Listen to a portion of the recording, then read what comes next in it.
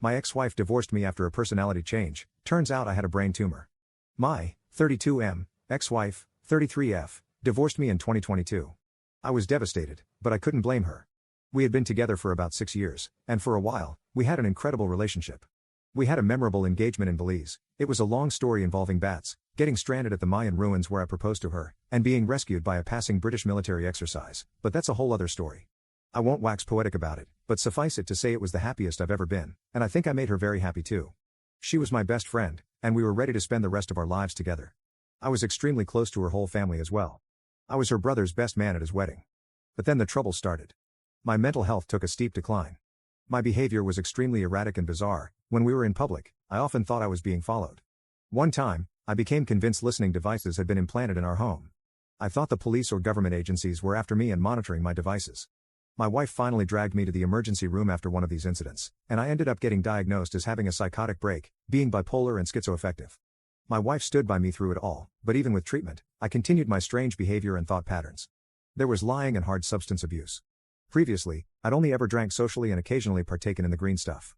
It was all very out of character for me. I'd always been a very stable person, but I seemed to be spiraling. One day, my wife had enough and told me she wanted a divorce. She'd caught me lying about my substance abuse. For a while, I maintained contact with her brother, who tried to support us both through it, but eventually, he cut me off too. In the year following the divorce, I tried emailing and texting my wife and her brother, but they never responded, and I got the hint. Mutual friends dropped me too. I couldn't blame anybody. I think additional lies and misbehaviors had come to light, so I was a pariah. I sank pretty low, lost multiple jobs, and barely scraped by. Fast forward to now. I'm still struggling, but I've managed to hold a good, well-paying job and even bought a few properties. I got a new little pup named Archie, who keeps me going when times get tough. I've kept at therapy, and it's definitely helped. But recently, while traveling, I suddenly collapsed. I went to the hospital, and when the doctor heard my history, he immediately ordered an MRI. The look on his face and his whole demeanor spooked me, as if he suspected something he didn't want to tell me, but he insisted on just waiting to see and not speculating. Lo and behold, I have a brain tumor. The funny thing is, when I found out, I was relieved. Finally, it all made sense. Apparently, it's not unheard of for such a thing to be misdiagnosed as bipolar. The doctors say it's probably been growing slowly for a long time, which explains my strange and out-of-character behavior. Thankfully, they think it's treatable, and with surgery, I stand to make a good recovery. So how do I move forward with this? I want to try to reach out to my ex-wife and her brother. But maybe they've moved on with their lives, and I shouldn't try to reinsert myself. I've done enough damage as it is. They don't seem to want to have any contact with me, but I also feel like they should know. They may have blocked my number and email, but I do still have some mutual friends I could reach out to. For all I know, my wife is in another relationship, and I shouldn't reopen those wounds. But if the roles were reversed, I'd want her to let me know. So how should I move forward here? What, if anything, should I say? Update 1. So first off, thanks to everybody for the comments and advice. I didn't expect my post to get as much attention as it did, but it was really helpful to get some perspective. Long story short, I've decided not to contact my ex or her brother for the time being. I know some people were probably rooting for a happier or at least more interesting ending, but this is how I'm handling things for now. I think the majority of the comments on my last post encouraged me to reach out, just to inform my ex of the situation and maybe give her some closure. Some suggested making a post on social media so it would get back to her, or delivering a message through a mutual friend. For a while, something along these lines is what I wanted to do. Now, for the social media thing, I don't actually have any social media other than an Instagram account for my pup Archie, with like 10 followers, and a Facebook account using a fake name with 0 friends that I use for the marketplace. But that's kinda beside the point. I think more importantly, not reaching out right now just feels like the right move.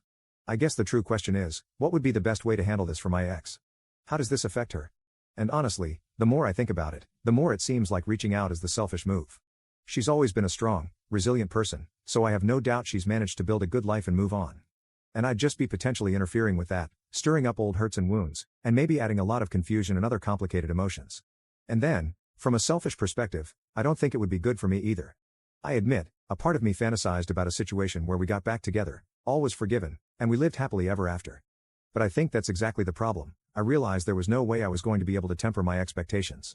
So right now, with everything going on, it would probably be a bad thing to add into the mix.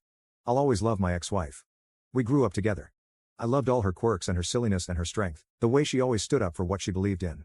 The fact that we always had so much fun together, whether we were playing a board game, she'd learn quickly and beat me so badly, or buying a house, or going on a bike ride somewhere, or overanalyzing a movie or TV show we'd watch together. She's brilliant and hilarious and gorgeous. And a total weirdo. Very early in our relationship, she asked whether I was a barfer or a crapper when I got sick. I was also the DM for a D&D campaign that she played in, and her goblin rogue will always be peak tabletop gaming to me. I loved hearing her thoughts about everything. I miss her every day. And who knows, maybe we'll reconnect at some point in the future. I'm not ruling out ever contacting her. And in case it wasn't clear in my last post, I never thought my tumor exonerated me of responsibility for everything I've done. I know I still need to take ownership of my actions and learn and grow from this. So that's what I'm going to focus on, getting better. My surgery is getting scheduled, and then I'll just have to take it one step at a time. There's a lot of other stuff going on too. I was applying and interviewing for jobs before all this and actually got 2 offers recently, so I'll be communicating with them about whether we could delay the start date, and worst case, if not, my current job is secure and medical leave won't be a problem. I also bought another property, although the sale is still conditional, so I could walk away if I have to. We'll see how it goes. All this to say, life is pretty hectic right now, but I honestly feel good, and for the first time in several years, I'm looking forward to what comes next, whatever that may be.